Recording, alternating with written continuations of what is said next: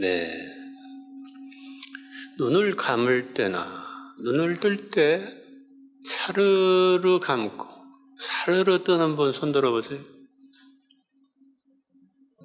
아직 그걸 못 느끼시죠? 노력은 하는데 금방 감아버리고 금방 떠버리죠. 번쩍 떠버리죠.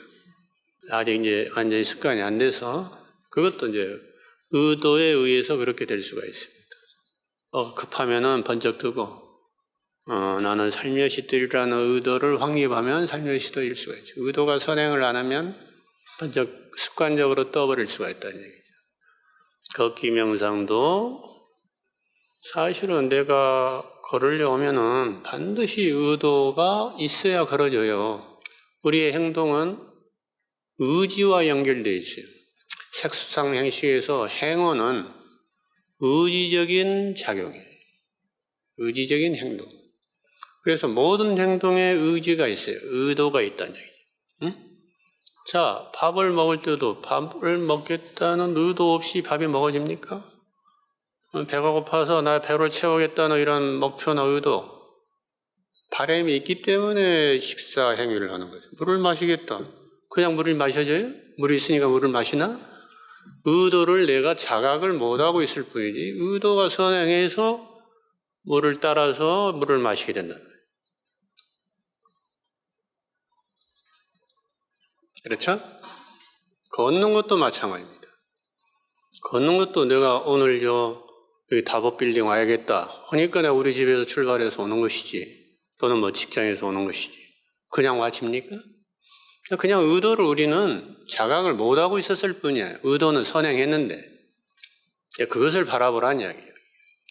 의도적으로 의도를 관찰하지 않으면 의도가 잘 관찰이 안 돼, 자각이 안 돼. 그래서 모든 것을 일부러 걷기 명상할 때는 의도를 설정해 놓고 걷기 시작하라는 이야기죠. 응? 의도 없이 걸어지는 게 아니라 의도를 자각하고 있지 못하고 있으니까 의도에 무지해버리면 되겠느냐 이게. 우리가 모든 행동을 의도하에 두거나 모든 행동을 한 배경의 의도를 우리가 간파하기 시작한다면 우리 행동 중에 선하지 못한 불건전하고 불건강한 의도에 의한 행위가 중지가 될 것이다 이거죠. 그래서 되도록이면 선하고 유익한 의도에 의해서 행동이 일어날 것이다. 그리고 저절로 계행이 이루어진다는 얘기예요. 근데 의도를 보지 못하면 그냥 부정과 투사, 억압, 합리화, 에고 게임에 놀아나서 내 행동을 변명하기 일수야. 반복해서 거짓말하면 어떻게 돼요? 거짓말이 점점점 커져가지고 나중에는 산더미 같은 거짓말을 막 내가 짓거리는 경우가. 그런 경험 해봤죠? 아까 저도 그랬어요. 너는 항상 1등한 줄 알았는데 부모님한테 한 번은 이제 잠을 자가지고 시험 공부를 안 해가지고 몇 개 틀렸어요. 너는 항상 100점 만점에 뭐 자리야 뭐 하나하나 틀리고 너 부모가 뭐 공부해라 마라 안 해도 잘하던 애니까 항상. 그런데 이제 월말고사나 뭐 하면은 주말 쪽지 시험이고 뭐고 그 성적표인가 뭐 가서 비춰야 되잖아요. 그리고 선생님이 도장 찍어오라고 하잖아요. 싹 고치는 거야.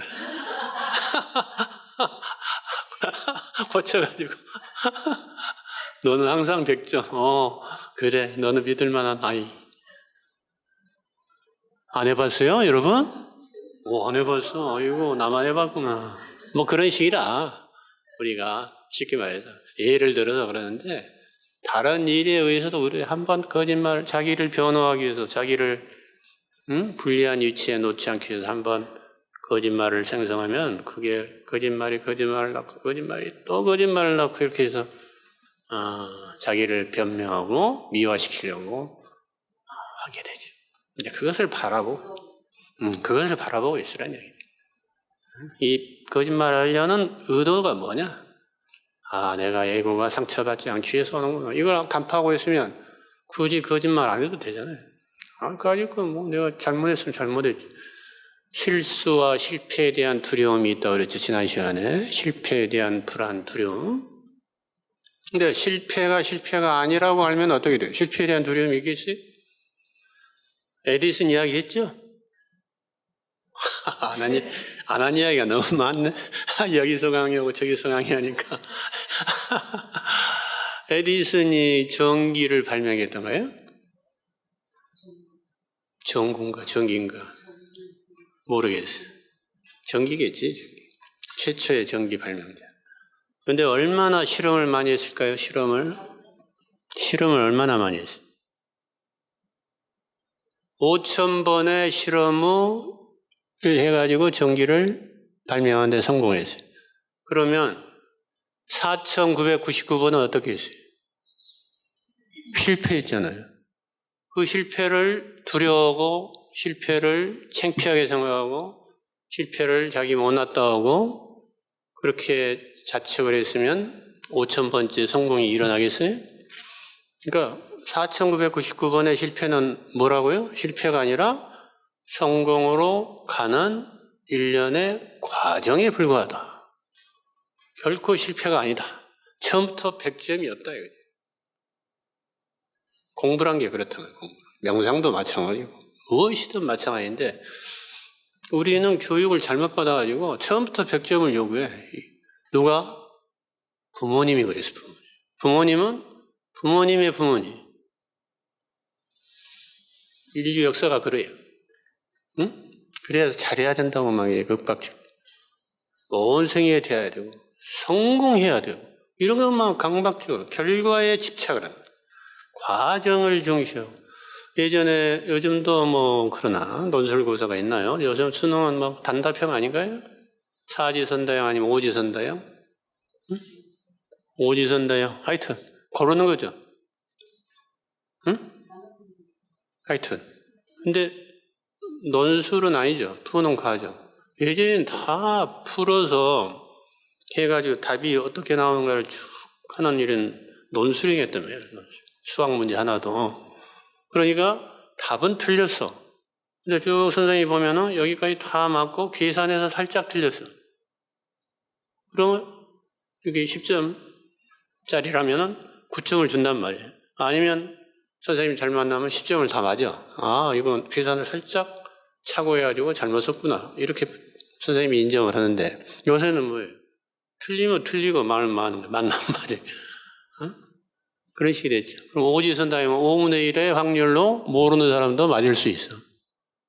그러니까 오지선다형을 문제를 맞는 사람이 층이 많단 말이에요. 제대로 알고 이 10단계를 다 알고 해서 답을 내서 맞춘 사람하고 한 이만큼 해가지고 대충 맞춘 사람하고 아예 연필 굴려서 나 같은 사람은 연필 굴려서 많이 맞췄거든. 뭐 수학, 화학 뭐 이런 공부를 하기가 싫어가지고 안 했거든요. 그런 경우도 있다는 얘기죠. 그래서 그 과정이 중요하다. 우리는 결과에 너무 집착한다. 수행도 그래, 수행도. 결과만을 집착해. 결과. 또 목적지만을 이야기해요. 목적지에 도달한 사람이야 뭐라고 이야기할 수 있지만 그 과정에 가는 사람은 이게 별로 중요한 게 아니에요. 응? 아, 저기 뭐 있어. 저 정상이 있는데 우리는 지금 이리 가야 되는지 이렇게 가야 되는지 계단으로 올라가야 되는지 여러 가지 길들이 있는데 어느 길로 가면은 3,000바로 빠지고 저 목표가 아니라 저쪽으로 가버린다. 이런 것들을 세세하게 알려주고 제대로 된 길로 이정표를 만들어서 올바른 목표에 도달할 때까지 중간을 이야기하는 게 중요하죠. 그것을 생략하고 저 목표 보이니까 바로 날라서 저리 가버려. 헬리콥터 타고 가면 되겠죠. 뭐 이런 식으로 이야기하면 너무 무책임하다 이거죠.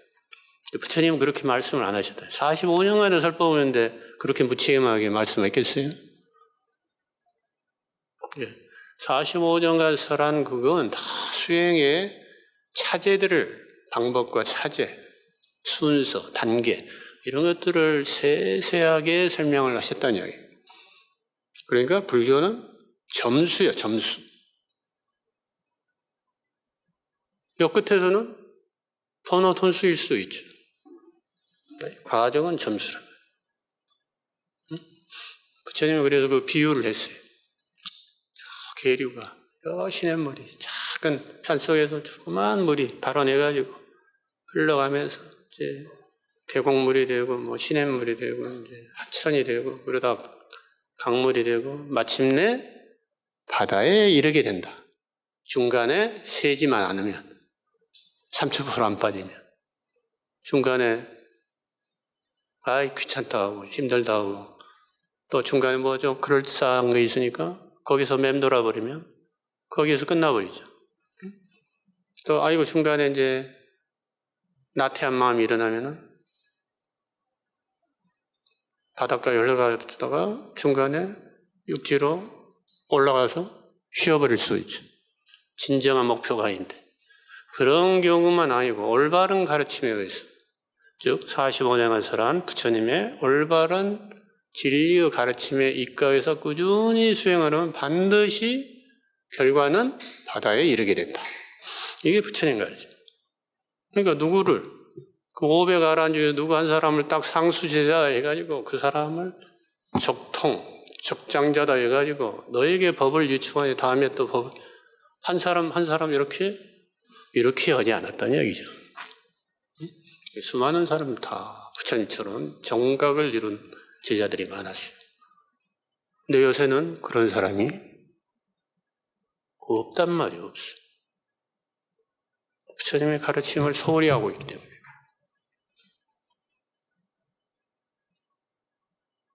명심하셔야 돼요. 법에 의지해야 돼요. 그리고 자기 자신에 의지해서 공부를 해야 돼요. 다른 방법은 부처님의 정법이 아니에요. 단언컨대. 그럴싸하죠. 그럴싸해요. 여기 이해고 자의식에 속한가 속하지 않은가 잘 봐야 돼요. 자, 종교도 마찬가지죠. 유일신, 나만이 선택된 민족이고 선민이고 나만이 구제를 받았고 나만이 진실된 하나님의 아들이고 이렇게 뻐기는 사람들 보란 말이에요. 그게 뭐가 들어가 있어요? 에고의식이 들어있다. 에고이즘이 들어있어. 종교적 에고이즘. 그거는 아직 공부가 멀었다는 얘기예요. 에고에서 벗어나지 못한 사람이다. 이렇게 그냥 자각할 수가 있어요. 그런 사람들 말 들으면 엉뚱한 길로 빠지게 돼 있어요. 그래서 부처님은 이제 60까지만 이야기하는데 후대에 유식 사상에 의해서 좀 더 무의식적인 부분을 보완해가지고 7식, 말라식이 바로 아집작용을 일으키는 심층의식이다 해서 말라식이라고 설정. 우리의 모든 행동이 세 가지가 있다 했죠. 말로 하는 행동, 몸으로 하는 행동, 정신으로 하는 행동. 신구의 삼업이 있다. 우리가 매 순간 간단하게 생각하는 거 하나도 어디로 사라지는 게 아니라 아뢰야식 제8식 아뢰야식은 이제 저장식이라고 그래요. 장식이라고 그래요. 창구와 같은 다 거기에 그냥 갈무리가 돼서 저장이 된다 해서 아뢰야식. 그런 파식도 있다. 이러한 것들이 있기 때문에 거기에 종자가 숨겨져 있어가지고 씨앗이 돼서 다음 생에 그 씨앗이 발아예요. 그러니까 다음 생의 삶을 네가 내 생을 알고자 하면 네가 현재 어떻게 살고 있는가를 보라. 이게 부처님 말씀. 네가 과거의 전생이 궁금하다면 현재 너의 삶을 보라. 이게 부처님 말씀. 물론 공부가 잘 돼가지고 아라한 경지에 부처님 같은 경지에 도달하면 전생에 그냥 수없는 전생이 다 보이고 수많은 미래생이 이제 보일 수가 있지만 우리는 그 정도가 아니니까 부처님이 그렇게 말한 정도만 가지고 우리의 행동을 계속 청하할 뿐이지 내가 과거 전생을 보면 뭐하고 미래 내생을 보면 뭐하냔 말이에요. 그거는 그냥 욕망에 불과하다는 얘기죠. 그런 신통력에 집착하면 신통력 있는 사람한테 점쟁이한테 찾아가서 매달리는 점쟁이 문도가 되죠. 부처님은 누구에게 귀의하라 했어요? 점쟁이나 엄청나게 큰 스님이나 거기에 귀의하라고 했습니까? 우리는 근데 신통한 도인을 찾고 있어요. 도인 신드롬. 누가 신통한 경계가 더 높은가? 누가 더 좀 알아맞히는 소리를 하나? 누가 더 멋진가? 누가 더 설법을 잘한가? 아마 찾으면서 방방하고 다니면서 그 사람 문도가 되고 있죠. 부처님 말씀과는 좀 동떨어진 행동들이라는 얘기죠. 그런데 수행을 잘 하신 분들의 스님이나 수행자들의 걸음걸이 하나만 봐도 얼마나 걸음이 부드럽고 구름에 달려가듯이 가는 나그네처럼 유유자적해서 걷고 하나하나 다 알아차림 속에서 깨어있으면서 걸으니까 걸음이 흐트름이 없잖아요. 그런 모습으로 걸어가면 주변 사람이 다 쳐다보게 돼요. 대부분 어떻게 걸어요? 천방지축으로 걷잖아요. 좀비처럼. 카톡이 뭐야? 그 뭐죠? 핸드폰 들고 핸드폰만 보면서 걷고 그러잖아요. 심지어 운전도 핸드폰 보면서 하다가 그냥 꽝 하고. 핸드폰에 의거해 살고 있다. 의지해 살고 있어. 그 부처님의 삶입니까? 핸드폰을 잠잘 때도 그냥 머리 맞춰. 아니, 우리 같이 예전에 입원 환자 보고 그러면 밤에도 응급 환자, 병실에서 뭐 환자가 문제를 발생일으키고 뭐 사고가 나오면 언제든지 핸드폰이 울려서 삐삐나 핸드폰이 울려서 알려야 되니까 쉴 사이가 없어요. 편하게 잠을 못 자. 1시간 간격으로 콜을 받을 수도 있어요. 그런 사람들은 핸드폰을 수지 독송, 수지 뭐라 합니까? 항상 곁에 두고 있어야죠. 그렇게 급한 응급 뭐 이런 비상 대기 업무를 하지 않는 사람은 핸드폰 좀 일부러 한 몇 시간씩 놔버려야 돼. 어디다가 차 속에 놔버리고 그냥 집에 올라가야 돼요. 나는 가끔 그런 경우가 있어요. 건망증이 있어서 차에 놔두고 잊어버려 올라가면 깨어올려서 또 안 내려가 다시 안 찾아.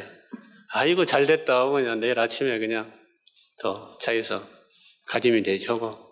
일부러 10시간 또는 하루 핸드폰 프리의 시간을 갖습니다. 그렇게 해야 돼. 어딘가에 의존해서 살면 그거는 정속적인 삶입니다. 거짓된 삶이 되는 나의 삶이 아니란 얘기예요. 내가 주인이 된 삶이 아니란 얘기예요. 거짓된 삶은 즉 무언가의 의지에 있는 노예의 삶이에요. 예를 들면 남편이 나를 잘 해주지 않으면 나는 불행하다. 아들이 성공하지 않으면 나는 불행하다. 딸이 좋은데 시집가지 않으면 나는 불행하다. 이거는 남편한테, 아들한테, 딸한테 종속된, 예속된 삶이죠. 내가 주인이 된 삶이 아니죠. 내가 그들이 행복해야 나도 행복하다. 예, 나중에는 그렇게 돼야 되겠죠. 그렇게 돼야 되지만 서로 다 잘 되고 행복하면 좋지만 나의 행복을 무엇이라는 조건에 의해서 예를 들면 아이들이 대학에 입학하기 전까지 나는 나의 삶의 모든 걸 희생하겠노라. 아이들이 이제 출가해서 손자 손녀 잘 낳을 때까지 나는 나의 모든 행복을 뒤로 유보하겠노라. 이거는 매우 정속적인 삶이다. 매 순간의 삶의 행복과 즐거움을 유보하고 희생하고 있다는 이야기죠. 그거는 아주 정속적인 삶이다. 거짓된 삶의 하나입니다. 거짓된 삶. 진실된 삶은 뭐냐? 이 수처잡주 입처계진이라는 말 들어보셨나요? 임재선사, 그 유명한 임재선사의 개송이에요. 네, 수처잡주 입처계진. 여러분들이 여러 번역을 하겠지만 가는 곳마다 수처, 가는 곳마다 작주, 주인이 된다. 입처계진, 또 가는 곳마다 진실되다. 모든 게 진실하다 이런 뜻이죠. 모든 게 낱낱이 이르는 것마다 모든 것이 진실이 된다. 이거는 이제 깨달은 사람의 분상에서는 이렇게 된다는 이야기죠. 주인공이 되고 어딜 가든 주인공이 되고 무슨 일을 하든 낱낱이 진실됨이 아닌 게 없다 이거죠. 거짓된 게 없다 이거죠. 진정한 삶을 살 수 있다. 참 사람으로 살게 된다 이거죠. 진인의 삶. 최근에 뭐 어떤 큰 스님은 이제 주인공의 상 그랬는데 다 같은 개념이죠. 같은 뜻이죠. 얘들은 척하는 삶을 살지 않아요. 그러니까 척하는 삶은 뭐예요? 다른 사람이 주인공이에요. 그 사람에게 보이기 위해서. 그죠? 또 되려는 삶. 누군가를 모범으로 해서 그 사람은 모델로 삼아서 되려고 해. 그렇게 사는 삶이 아니라 자기 자신만의 삶을 살 수 있어야 된다. 참된 자기 자신의 삶을 개척을 해야 돼. 그래서 우리 인구가 이제 70억을 넘어서 80억에 육박하는데 지구에서 80억 명이 산다면 인구가 80억 명이라면 80억의 삶이 존재해야 된다는 얘기지. 응? 그 중에서 몇 개가 모델인 삶이어가지고 5개의 삶으로 살아라 하고 강요를 하면 안 된다. 어부로서, 농사꾼으로서, 기사로서 어떠한 직업이든 자기 자신에게 맞는 삶을 살되 거기에서 보람을 느끼고 기쁨을 느끼고 자부심을 느끼고 이렇게 살아야만 진정한 삶이라는 이야기죠. 비교해가지고 나는 저 사람하고 우열을 논해가지고 자책하고 열등감에 사로잡힌 삶이 아니라는 얘기죠. 또는 반대, 비교해가지고 우월감을 느끼기 위해서 더 노력하고 이러한 게 아니라 우월감과 열등감에서 벗어난 진정한 자기가 되는 삶이 진실된 삶이죠. 그러기 위해서는 내가 주체로워져야 되고 우리의 본연의 삶이 무엇인가를 우리가 발견을 해야 돼요. 그러려면은 에고의 게임을 잘 관찰하고 꿰뚫어 봐야 돼요. 그래서 에고에 놀아나는 삶인가 아닌가를 항상 매 순간 깨어서 관찰을 해야 돼요.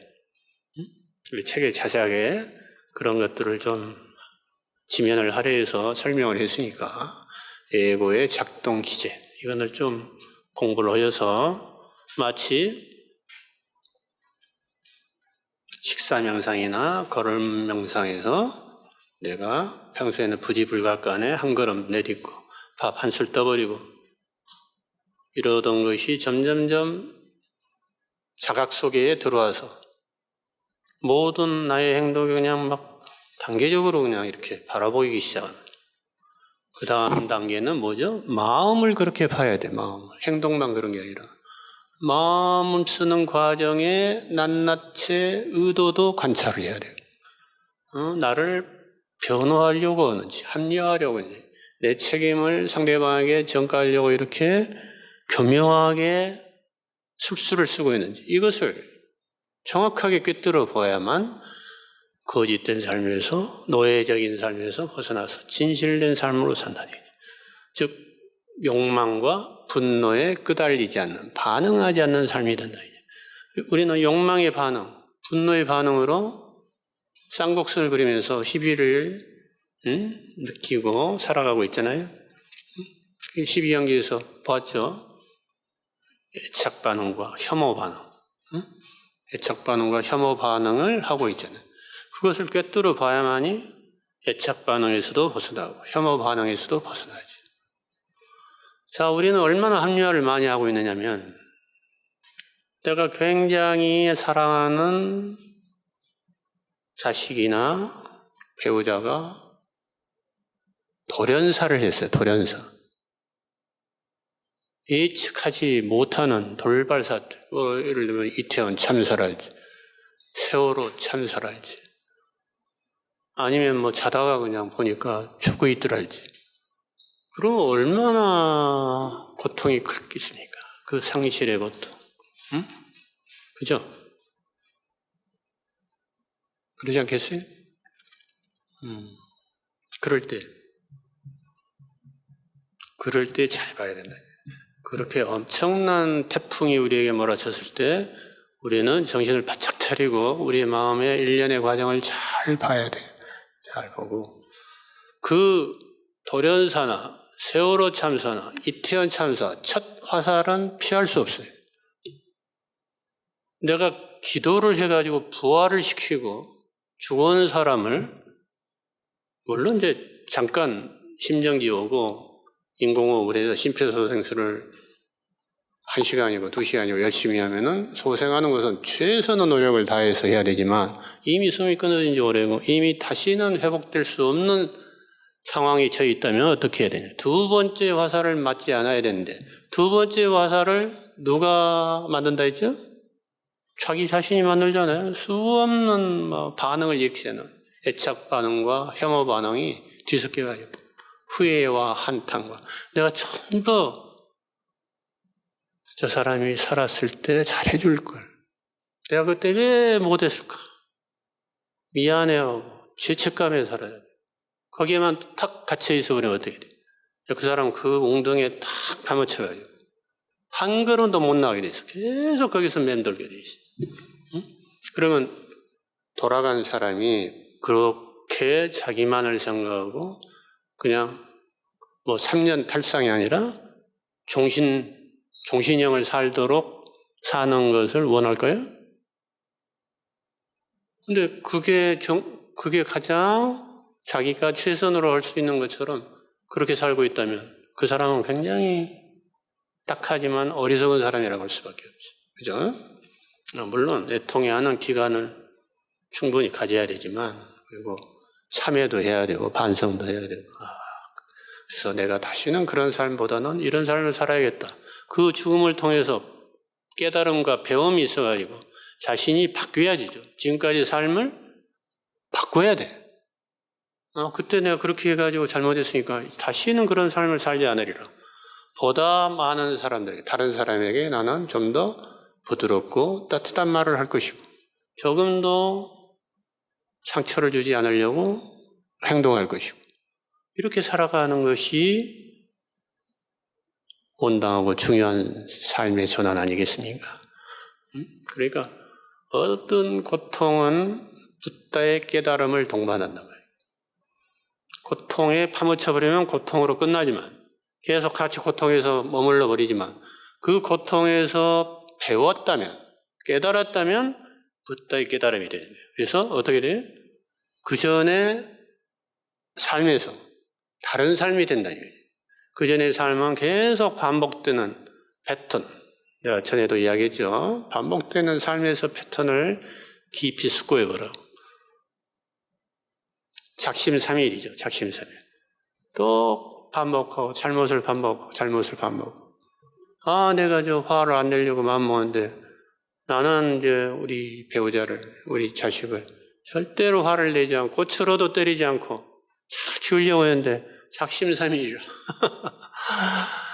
그게 어디서 비롯되는가를 잘 봐서 그런 행동이 사라져버린 아까 그 학생처럼 어떻게 하면 저 사람들을 내가 응징하고 내가 잘 성공해가지고 나에게 준 고통보다 몇 배 이자를 보태서 상대방들을 고통을 주리라. 이런 생각만 가득한 삶에서 공부도 열심히 하고 1등을 했는데 나중에 보니까 딱 불안이 딱 생기거든. 이게 이제 좋은 시그널이에요. 강박불안이 있어야 시험을 실패했기 때문에 나한테 찾아오고 치료를 받았기 때문에 상담을 받았기 때문에 깨달음이 올 수가 있고 그러기 전에는 깨달음이 올 수가 없죠. 그 사람이 바뀔 리가 없고 정치학과 가서 히틀러보다 더한 인류의 독재자가 탄생할 뻔했잖아요.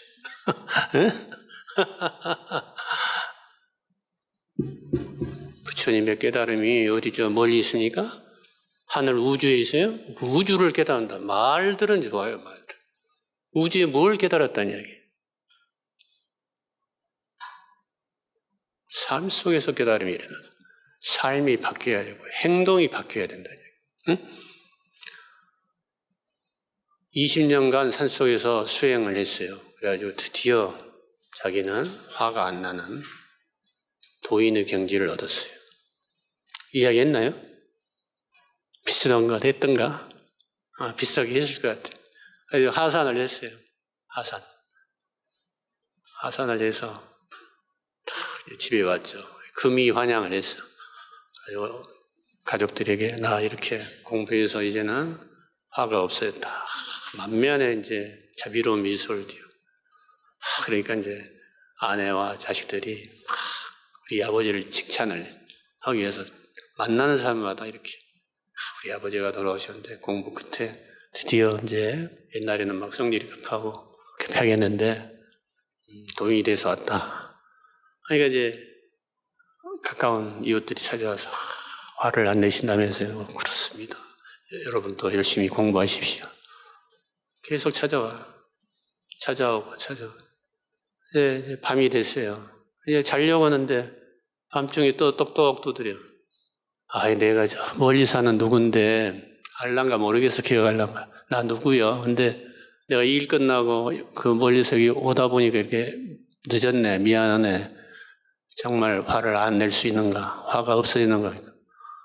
화가 안 난다니까요. 화가 나는 정말 안 난다니까. 어떻게 됐어요? 화를 내버렸지. 이런 식이란 말이야, 이런 식. 그렇게 화를 없애고 그러는 게 아니고 그런 목적이 되는 거예요. 살다 보면 화를 낼 수도 있죠. 정당한 화도 내고 의로운 화도 있고 그래요. 그런 화도 안 내면은 사회가 정의롭지가 못하고 완전히 엉망진창이 될 수도 있어요. 구별을 해야 됩니다. 구별을. 목적이 되는 것을 수도로 생각하면 안 돼요. 구별을 잘 해야 돼요. 우리는 살아있는 역동적인 삶을 살아야죠. 살아있는 생명체이기 때문에 생기발랄한 삶을 살아야 됩니다. 그게 진정한 삶이죠. 화를 내서는 안 된다는 신념에 갇히면 안 된다 얘기예요. 그건 아주 잘못된 신념이에요. 아까 그 학생 보세요. 화를 내면 안 된다. 종교에서도 학교에서 그렇게 가르쳐요. 부모에게 화를 내면 안 된다. 부모를 죽이려는 그런 마음을 먹으면 안 된다. 그런 마음을 가져가지고 안 내려고 하다 보니까 오히려 의식에서 쌓여가지고 반탄력이 생겨서 막 입으로 튀어나오려고 하는 거야. 죽이고 싶다 할지, 간음하고 싶다 할지. 교회에서, 성스러운 공간에서. 그러니까 이제 목사나 이제 전도사한테 상담을 받았을 거 아니야. 그러니까 다 그러면 안 돼. 그런 마음 먹지 말고 기도를 해서 그런 마음을 없애도록 노력해라. 등등 수많은 처방을 했지만 그럴수록 점점 쌓이고 어감만이 돼버리니까 문제는 해결이 안 된다. 근데 엉뚱하게 정신과에 가서 그냥 별것도 안 하고 털어놓기만 하고 그랬는데 그 정신과 의사는 이래라 저래라 전혀 하지도 않고 어드바이스나 카운슬링은 전혀 없이 좀 좋은 말 설교보다 더 나은 무슨 말이 있지 않을까 특별한 말을 항상 기대하고 하는데 번번이 실망하면서도 또 아직 증세가 남아있으니까 오고 했는데 어느 날 갑자기 증세가 사라져버렸어요. 스스로 탁 깨달으면 여러분들도 상담 많이 하죠. 다양한 차원에서 상담들을 다 누구나 하고 있죠. 근데 이왕이면 상담을 잘 하셔야 돼요. 상담은 나의 가치관이나 내 불교적인 어떤 지식이나 이런 것을 상대방이 모르니까 주입시키고 전달해주는 그러한 역할이 상담이 아니에요. 법률 상담 이런 건 다 그렇게 하고 있죠. 법을 모르니까 당연히 해야 되겠죠. 그런 상담이지만 심리 상담만은 그렇게 해서는 안 돼요. 상대방이 주인이라는 것을 확고하게 생각하고 상대방이 주인 되는 삶으로 이렇게 살아갈 수 있게 도와줘야지. 그러려면 상대방이 항상 먼저 가야 돼. 내가 이렇게 끌고 가는 게 아니에요. 많은 상담가가 끌고 간단 말이에요. 이렇게 해보라 저렇게 해보라. 그러나 진정한 상담은 부처님은 대기설법이라 자식 때가 되지 않으면 가르침을 베풀지 않았어요. 어떤 사람에는 가르침을 직접적으로 전했지만 어떤 사람은 증문즉답을 하지 않았고 반문을 해서 깨우쳐주고 어떤 사람에게는 침묵을 통해서 깨우쳐주고 여러 가지 형태로 상담을 해주셨어요. 누가 질문했을 때 답을 즉석에서 바로 주는 게 반드시 온당한 것은 아니에요. 내가 척척박사가 되어서는 안 된다는 얘기예요. 상담자가. 같이 생각해보자. 같이 고민해보자. 가능하면 상대방이 직접 밥을 먹어서 배가 부르게 만들어야지. 내가 밥을 떠먹여주는 역할을 하면 안 된다. 그럼 계속 떠먹여줘야 돼. 어떻게 가능하면 올바른 길로 그 목적지에 간다. 안내자 역할을 하는 것은 좋아요. 그러나 구체적으로 가는 것은 본인이 가게끔 해야 된다. 부처님도 달을 가리키는 손가락에 불과하다고 그랬어요. 달 자체가 아니라고 그랬어요. 달을 가리켰으면 달을 봐야 하는데 자꾸 손가락만 가르쳐. 여기 의지하려고 그래. 그러면 예속된 삶이 되죠. 예속된 삶. 손가락에 갇혀버린 삶이 돼요. 여러분은 손가락에서 벗어난 삶이 돼요. 그래야 달은 청강에 비춰도 청기의 달로 비춰지죠. 그러죠? 근데 청강에 비춰진 달 그림자 가지고 다른 강에다 떠서 옮기려면 됩니까? 근데 우리는 되게 그렇게 하려고 하고 있거든요. 명심을 해서 우리의 삶이 진정한 삶인가 예속된 삶인가를 항상 어떻게 해야 돼? 반성을 해봐야 돼. 반성. 그래야만이 발전이 있어요. 그리고 자각의 깊이와 넓이가 점점점 확장이 돼. 그러한 삶을 살아야 돼요.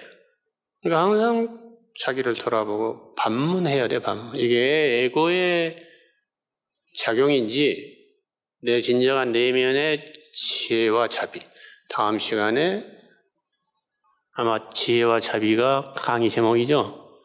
내 내면의 지혜와 자비에 의한 행동인지를 항상 점검을 해야 됩니다. 점검. 그 점검을 누군가에 가서 받으려고 하지 말고 자기 자신에게 그냥 자기 자신 여러분이 가지고 있는 불성에게 질문하고 자문을 해보시라는 얘기예요. 그러면 답이 나와요. 아, 에고는 계속 반항을 해. 내가 저 니까야를 이제 강조하는데 스타니파타가 아주 오래된 경전이에요. 스타니파타.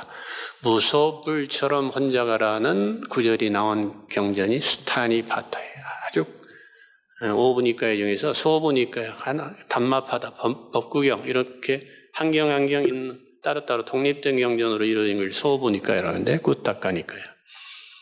그거 말고 사부니까야는 쌍유따니까야, 마지마니까야, 앙구따라니까야, 디가니까야, 이게 이제 사부니까야고. 이런 소품, 소경 하나하나 중에 하나가 이제 스타니파타.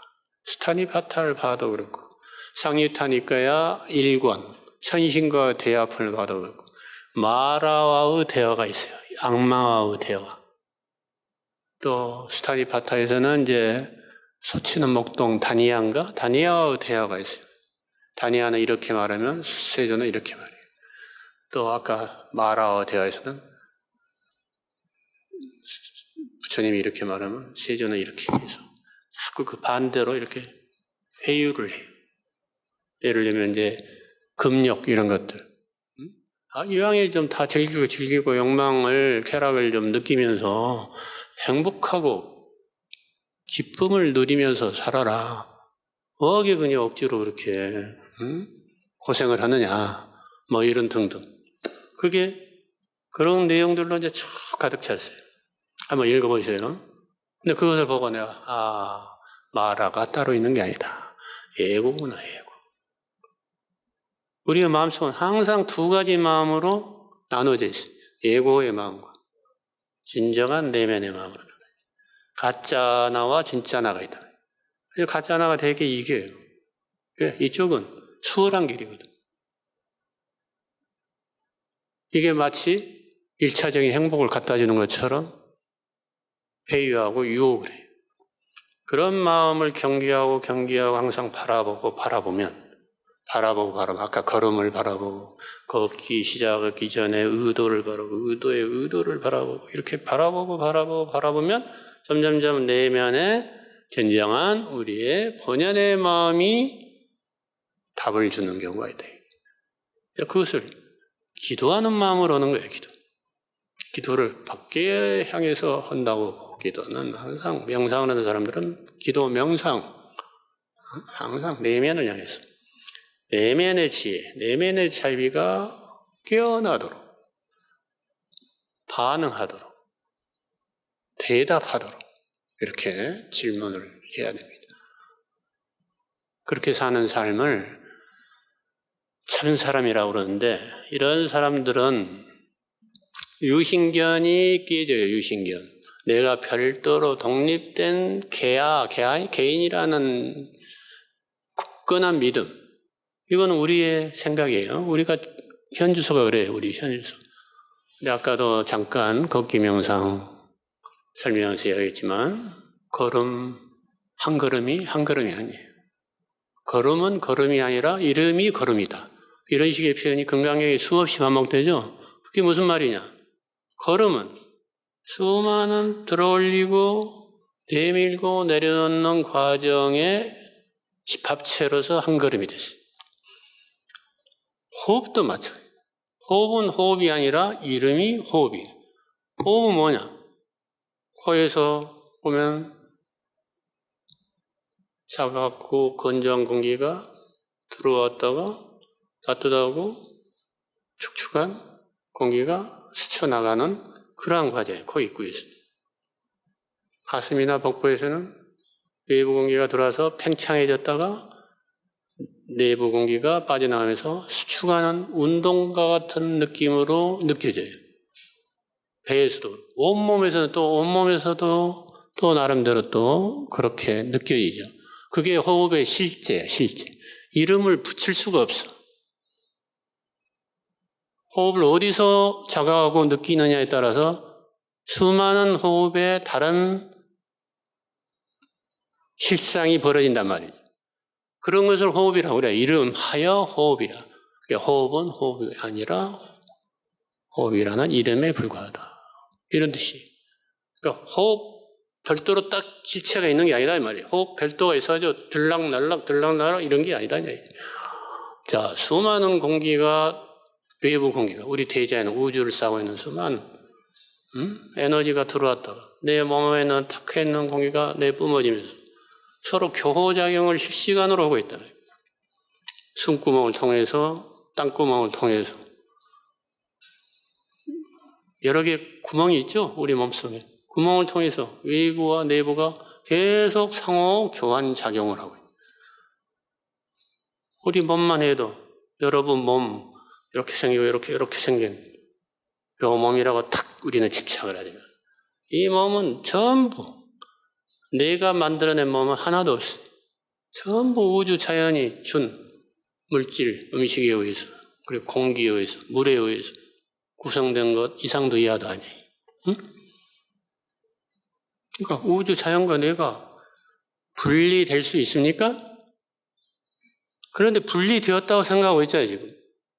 그 분리되었다는 견해의 근거가 뭐냐, 이게. 그것을 추구하라냐, 이게. 이게 명상이에요. 이게 선이고. 아시겠죠? 막연하게, 누구나 다 맹목적으로 믿어버리죠. 나 확실하게 견고한 실체가 있지. 어려서부터 죽을 때까지 그냥 변함없는 그냥 나.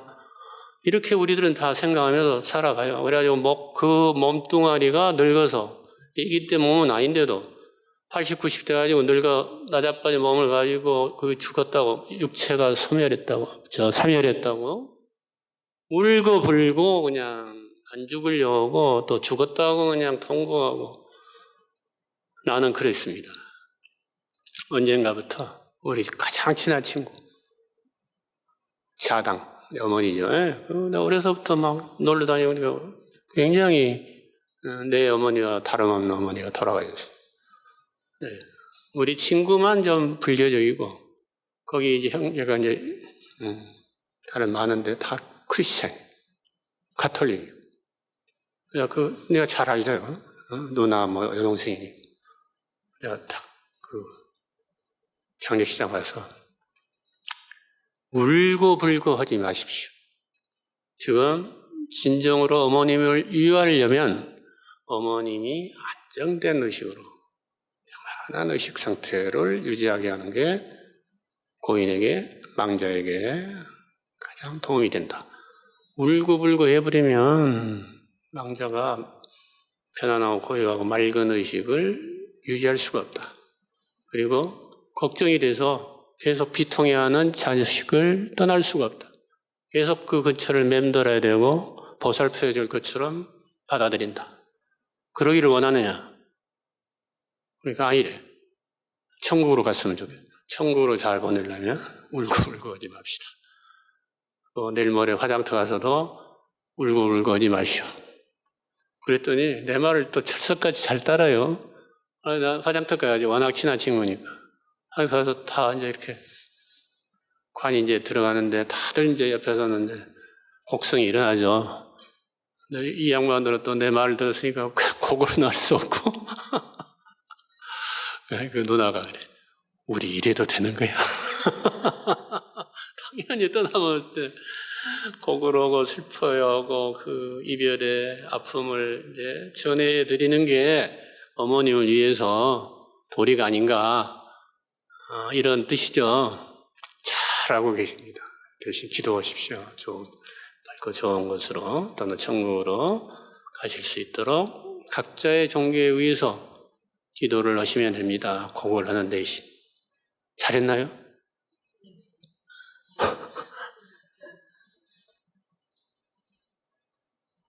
그래서 나는 어머니도 이제 몇 년 전에 돌아가셨지만 조금 더 마음에 동요가 없었어요. 어머님 돌아가시고 전도.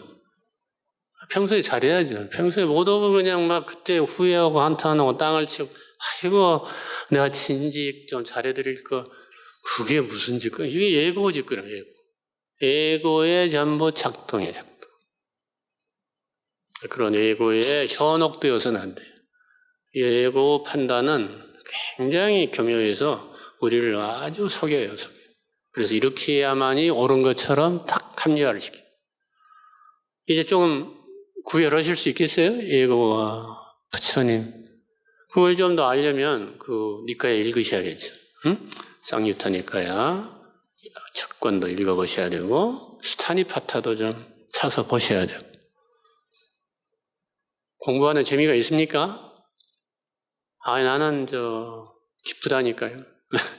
부처님의 법, 진리를 이렇게 전해드릴 수 있는 기회를 부여받은 데 대해서 너무 기쁘고 또 여러분들이 조금씩 이 피드백을 경험과 통찰해서 진전되는 것을 보여주신데 얼마나 기쁜지 몰라요. 그래서 매번 여기 올 때마다 기대가 돼. 오늘은 내가 어떤 소리가 나올까. 나도 지금 제목만 크게 써놨지 무슨 이야기를 내가 나올지 연상이 될지 모르니까 오늘은 내가 어떤 이야기를 할까 그것도 궁금해. 모든 게 그냥 궁금하고 재미있어요. 그리고 그 주제하고 적절하게 맞닥뜨리면 이렇게 되는구나. 또 그래서 기쁘고 그냥 기쁘고 즐겁습니다. 여러분들 덕분에.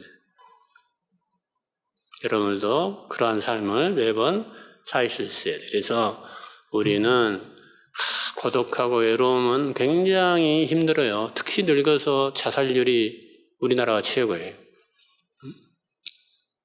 고독감. 굉장히 또 고통스러운데 이 고독감, 외로움이라는 느낌이 어디서 비롯되는가 우리는 추구해 봐야 된다. 부처님이 사유하셨듯이. 그래서 에고라는 껍질로 딱 가다 놓으면 몸도 우리 피부로 딱 가다 놓으면 이 공간과 분리가 되죠. 구분이 되죠. 근데 명상을 해보시란 말이에요. 그리고 호흡을 해보시죠. 점점점 이 컨투어, 공간을 점하는 그러한 확 선명한 이러한 이렇게 테두리가 점점점 희미해져서 나중에는 사라져버리고 내 몸도 사라져버리고 이런 것을 느끼게 된단 말이에요. 경험하게 된단 말이에요. 그것은 착각이 아니에요. 착각. 우리는 연결된 한 몸이다. 우주와 한 몸이다. 이거죠. 위대한 각자들은 다 그렇게 비슷하게 이구동성으로 이야기하잖아요. 그러니까 풍선은 하나인데 풍선에 점을 찍으면 점 하나로 딱 있는 것 같죠. 근데 풀어봐요. 점이 점점점 분산되어서 수많은 점으로 이렇게 확대돼. 그래, 풍선에 그냥 한 일원이 되는 거죠. 풍선의 일원. 풍선 따로 있고 점 따로 있는 게 아니라는 얘기죠. 우주, 자연이 따로 있고 세계가 따로 있고 내가 따로 있는 게 아니에요. 그래서 아까 뭐라고 그랬어요? 아까 뭐라고 했더라? 제일 1교시 제일 밑에 유식무경이다. 유식무경이라는 것은 유식아파의 이야기예요. 오로지 식만 있고 오로지 마음만 있고 무경, 대상이 없다 이게. 세계가 없다 이게. 세계. 나와 세계가 전혀 구분해서 분리해서 따로이 존재하지 않는다 이게. 오직 유식이다. 우리가 세상을 오감이나 육감을 통해서 인식해서 그것을 인식한 것을 가지고 우리는 세상이라고 그랬어요. 그래서 부처님은 육식, 육경, 육근, 육경, 육식 18개를 일체라고 그랬다고. 일체 세계. 그 이상도 이하도 없다 이거예요. 세계가. 그럼 뭐예요?